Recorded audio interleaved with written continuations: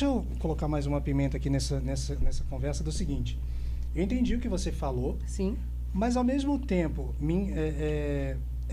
tem duas questões aí. Essa segregação, na opinião de vocês não acham que quanto mais esticar a corda, mais prejudicial é? E, segundo, a questão do Brasil, eu acho que tem muito a ver com uma história que eu acho que até foi o Flávio que contou, de um cara que estava falando do Prêmio Nobel. Foi você que contou essa história, não foi? Do Prêmio Nobel, por que não tem brasileiro Prêmio Nobel? Ah, sim, foi.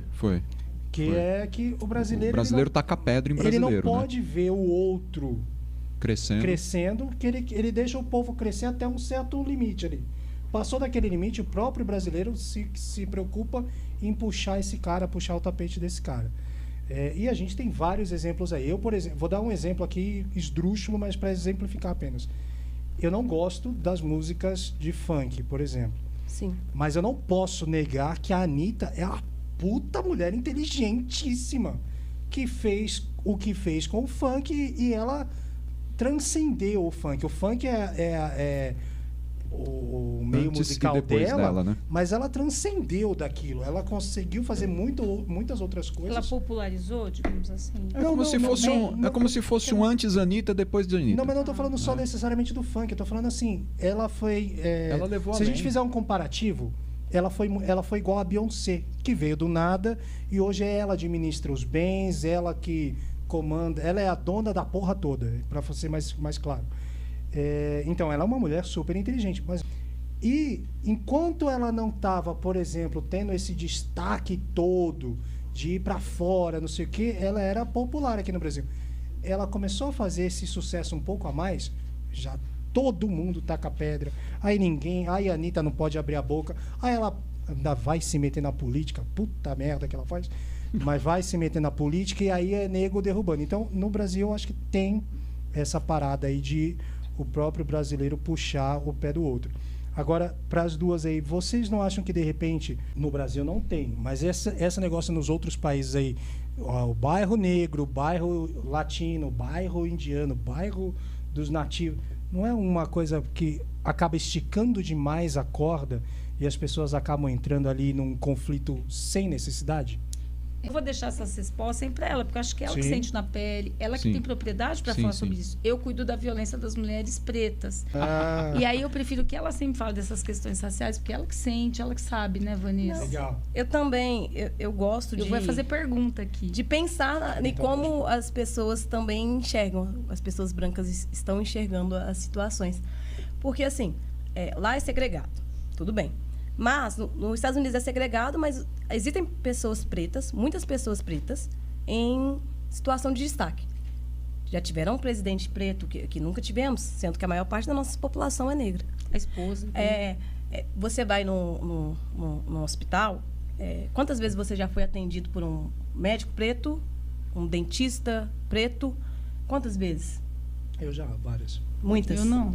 Você? Nunca. Você? Eu já fui atendido também. Mas muitas vezes? Eu vou pouco no médico, né? Eu também vou pouco. Se bem que eu vou fazer uma colocação e eu vou dando... Mas se fosse ela um fala assim, não me percentual, interrompe. Uns 25%. Eu não. Mas o que a gente falou hoje?